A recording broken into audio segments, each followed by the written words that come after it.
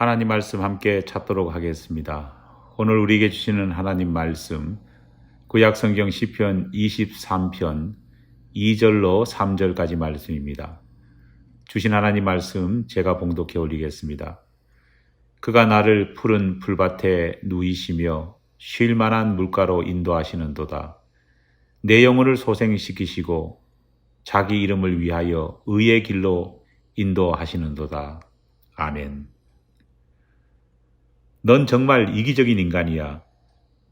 어느 한국 드라마에서 이혼 전 마지막 조정을 위해 법원에 온 별거 죽인 부부가 서로를 향해 내뱉은 말입니다.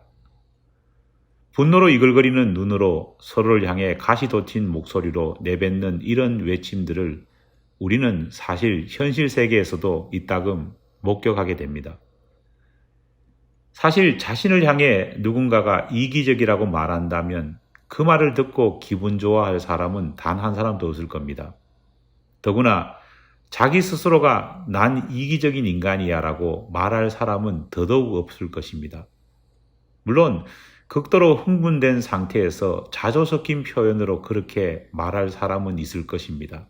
하지만 그것은 탄식이지 결코 자신이 이기적인 존재라 인정하는 것은 아닙니다. 이기적인 것은 성경을 봐도 엄격히 금하는 삶의 태도입니다. 그래서 성경에서는 우리 모두에게 한결같이 이기적인 사람이 되기보다는 남을 배려하는 사람, 먼저 앞서 희생하는 사람이 되라고 명령합니다. 지난 금요 예배를 통해 살펴본 예수님께서 전하신 선한 사마리아인의 비유만 봐도 우리는 그 사실을 더욱더 분명하게 알 수 있습니다. 내가 가진 격에 맞는 이웃이 누구입니까? 라고 질문하는 율법사를 향해 예수님께서는 너가 먼저 다른 사람들에게 좋은 이웃이 되어야 한다라고 하는 가르침을 주셨습니다.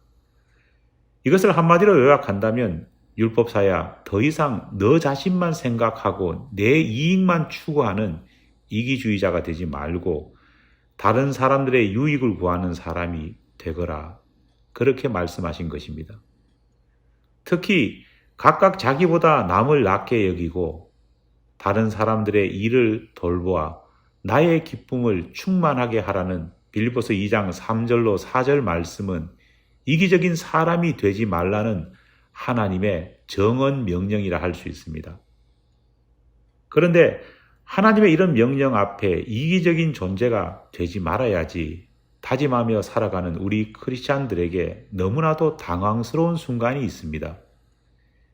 이기적인 것은 곧 나쁜 것이라는 믿음의 등식을 가지고 살아가고 있는 우리들에게 성경을 읽다 보면 너무너무 이기적인 존재 한 분을 만나게 되기 때문입니다.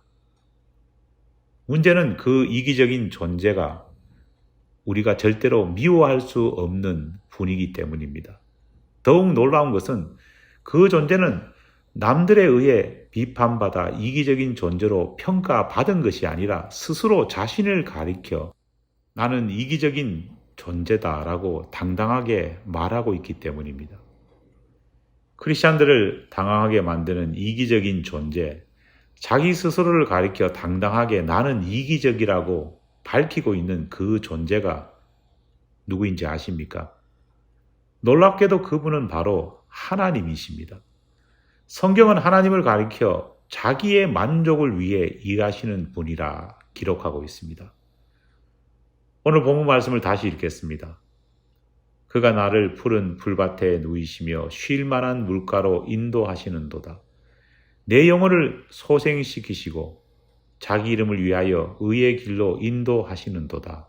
아멘. 크리스찬들이라면 누구나 좋아하는 성경 구절입니다. 참 많은 크리스찬들이 암송까지 할 수 있는 몇 안 되는 성경 구절입니다. 많은 신자들이 이 구절을 묵상하면서 하나님께서 내려주신 자신을 향한 무한한 은혜와 사랑에 감격합니다. 그가 나를 푸른 풀밭에 누이시며 쉴 만한 물가로 인도하시는도다. 하나님 너무너무 감사합니다. 저를 그처럼 포근한 푸른 풀밭에 누여주시다니요. 하나님 저를 그렇게도 아름다운 쉴 만한 물가로 인도해 주시다니요. 감격과 감사 속에서 하나님께서 주시는 이 모든 은혜가 하나님께서 나를 너무너무 사랑하시니까, 또 내가 그처럼 오랫동안 하나님을 사랑해 왔으니까 그 같은 행동과 삶의 보상이 내게 주어진 것이라 사람들은 생각합니다. 하지만 말씀을 좀 더 깊이, 좀 더 세심하게 묵상하는 사람들은 이 성경 구절의 마지막 부분을 읽으면서 갑자기 당황하게 됩니다. 자기 이름을 위하여 의의 길로 인도하시는도다. 무슨 말입니까? 하나님께서 다윗을 최고급 리조트에 버금갈 만한 멋진 푸른 풀밭과 쉴만한 물가로 인도하신 이유가, 그리고 그곳에 누워 안식하게 하신 이유가 다윗이 이뻐서가 아니라 무엇 때문이라고 그렇게 성경은 설명하고 있습니까? 하나님께서 자기 이름을 위하여 그렇게 의의 길로 다윗을, 아니 오늘 우리 모두를 인도하고 계신다고 성경은 말하고 있습니다. 심지어 우리의 영혼을 소생시키는 것도 하나님 자신의 이름을 위해서라고 말합니다. 쉽게 말하면 그 모든 일이 하나님께서 자기 만족과 자기 영광을 드러내시기 위해 행하셨다는 것입니다. 기존에 우리가 가지고 있던 생각과 믿음과는 너무 많이 다르기 때문에 우리는 놀라게 됩니다. 하지만 아직 놀라기 이릅니다. 이사야서 43장 21절 말씀은 우리에게 놀라움을 넘어 당황스러움을 줍니다. 이 백성은 내가 나를 위하여 지었나니 나를 찬송하게 하려 함이니라. 아멘. 무슨 말일까요? 하나님께서 이스라엘 백성들을 만드신 것, 그 이유가 무엇이라고 말씀하고 있습니까? 아니, 예수님께서 새 언약 아래 우리를 새로운 선민, 즉 하나님의 자녀로 만드신 이유가 무엇이라고 설명되고 있습니까? 오직 하나님 자신을 위하여 인간을 창조했다, 그렇게 기록하고 있습니다. 심지어 그렇게 만든 이유 역시 하나님 자신을 찬송하게 하려고 인간을 창조했다. 하나님은 분명하게 그 목적을 밝히십니다. 정말 큰 충격이 아닐 수 없습니다. 왜 그렇습니까? 지금까지 우리는 하나님은 나를 위해 존재하는 분, 나를 사랑하셔서 항상 나에게 무제한적인 은혜를 베풀어 주시기 위해 항상 내 곁에 대기에 계신 분, 그렇게 생각해 왔습니다. 마치 우리가 타고 다니던 자동차가 갑자기 도로 위에서 펑크가 난다면 전화 한 통에 즉시 출동해 타이어를 교체해주는 그런 프리미엄 자동차 보험 프로그램처럼 그렇게 하나님을 생각해 온 것입니다. 이런 우리의 생각에는 은연중에 이 세상은 나를 중심으로 움직인다라는 이기적인 생각이 깔려 있습니다. 나라는 스타를 하나님이라는 좋은 친구가 늘 돕기 위해 준비하고 있는 것으로 믿는 것입니다. 그렇다 보니 내 기도는 내 곁에서 늘 스탠바이하고 준비하고 있는 하나님께 긴급 호출하는 것이 되고, 그렇게 호출 버튼을 누르면 하나님은 당연히 가장 빨리, 가장 내가 원하는 서비스대로 해주시는 좋은 하나님, 멋진 하나님이 되는 것으로 생각해 왔습니다. 이렇다 보니 하나님은 고객 만족 서비스를 해야 하는 서비스 기사처럼 내가 주는 고객 만족을 나타내는 별점을 많이 받기 위해 열심히 일하는 그런 서비스 기사처럼 취급받아 왔습니다. 사실 이런 생각은 오늘 대부분 한국 크리스찬들의 보편적인 생각이요, 믿음입니다.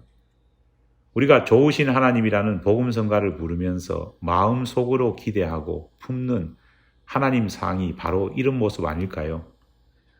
여기에 우리는 우는 아이에 젖 더 준다는 속담을 끼워 하나님께 때를 쓰는 것을 당연시 해왔습니다.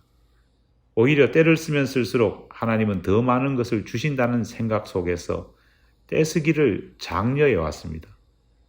심지어 떼쓰는 방법을 알려주는 세미나까지 열리기도 했습니다. 그런데 오늘 하나님께서는 성경 말씀을 통해 이런 우리의 생각 구조와 믿음의 패턴을 180도 바꿀 것을 명령하십니다. 하나님 당신은 언제나 제 기분을 맞추어 주셔야 합니다 라고 생각해 왔는데, 우리들에게 성경은 오히려 하나님은 우리를 위해 존재하시는 분이 아니라 하나님 자신을 위해 존재하시는 분이라고 설명하고 있기 때문입니다.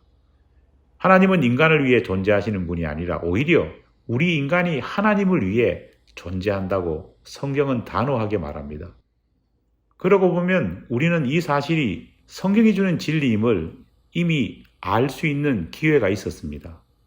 우리가 참 즐겨 부르는 복음성가 가운데 나 주님의 기쁨 되기 원하네라는 찬양이 있습니다. 나 주님의 기쁨 되기 원하네. 내가 원하는 한 가지 주님의 기쁨이 되는 것. 내가 원하는 한 가지 주님의 기쁨이 되는 것. 그러나 이런 바른 믿음, 바른 신앙을 가르쳐주는 복음성가보다는 우리는 오히려 정반대를 잘못 알려주는 예수 나의 기쁨이라는 찬양에 더 매료되어 왔습니다.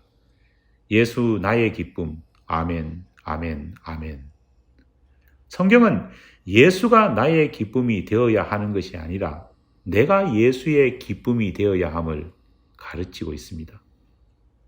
현재 전 세계 크리스찬들이 가장 표준 신앙 고백으로 인정하고 있는 신앙 고백인 웨스트민스터 신앙 고백을 보면 이 부분을 더욱더 명확하게 말하고 있습니다. 웨스트민스터 신앙 고백에 기록되어 있는 몇 구절의 말씀을 여러분에게 읽어드리겠습니다. 하나님의 예정이란 무엇입니까? 하나님의 작정은 그의 뜻대로 정하신 영원한 계획인데 이로 말미암아 자기 영광을 위하여 장차 일어날 모든 일을 미리 정하신 것입니다. 사람의 제일 되는 목적이 무엇입니까? 사람의 제일 되는 목적은 하나님께 영광을 돌리고 그를 영원토록 즐거워하는 것입니다.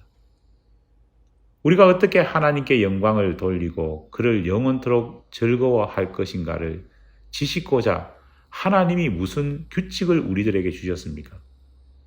구약 성경에 포함되어 있는 하나님의 말씀은 우리가 어떻게 하나님께 영광을 돌리고 그를 즐거워할 것인지를 지시해 주는 유일한 규칙입니다. 성경이 가장 중요하게 가르치는 것이 무엇입니까? 성경이 가장 중요하게 가르치는 것은 사람이 하나님께 대하여 어떻게 믿어야 할 것과 하나님께서 사람에게 요구하시는 의무에 대한 것입니다. 잠시 웨스트민스터 신앙 고백에 들어있는 몇 구절을 여러분에게 읽어드렸습니다. 크리스찬의 표준 신앙 고백이라고 불리는 웨스트민스터 신앙 고백이 우리에게 말하려고 하는 핵심 가르침이 무엇일까요? 모든 것은 하나님의 자기 영광을 위해 만들어졌고 이루어지고 있다는 것입니다. 성경은 하나님을 향해 우리 인간을 포함한 모든 피조물들이 어떻게 영광 돌리고 하나님을 즐겁게 할 수 있는지 그 방법에 대해 기록한 책이라는 것입니다. 우리는 하나님을 우리를 위하여 희생만 하고 끝없이 무언가를 주기만 해야 한다고 생각해 왔습니다. 그러나 성경은 그렇게 말하지 않습니다. 우리는 의연중 우리가 왕이고 하나님은 우리의 시녀나 비서 정도로 생각해 왔습니다. 하지만 아니지 않습니까? 하나님이 왕이시고 우리가 종입니다. 하나님이 우리들에게 너무 잘해 주시니 언제부터인가 종이 종됨을 잊어버리고 왕의 머리 꼭대기 위에 앉으려는 형국이 되고 말았습니다. 하나님, 저한테 잘 섬김 받으시려면 제가 원하는 것을 잘 맞추어 주셔야 합니다. 그래야 저도 당신을 잘 섬기고 예배 드리겠습니다. 오늘 우리의 태도와 모습이 이런 모습은 아닌지요? 잊지 맙시다. 물론 하나님께서 우리를 사랑하십니다.